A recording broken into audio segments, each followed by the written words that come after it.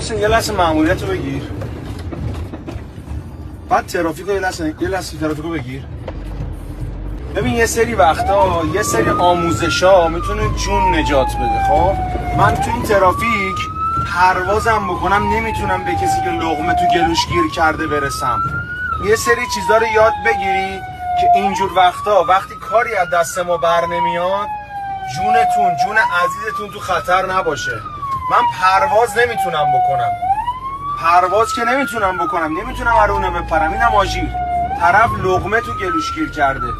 پشت بیمار قرار میگیری، دست ضعیفتر تو به این شکل میکنی، میذاری زیر استخوان جناق قسمت نرمی، دست دیگه تو میذاری روش، محکم به سقف شکم فشار میاری.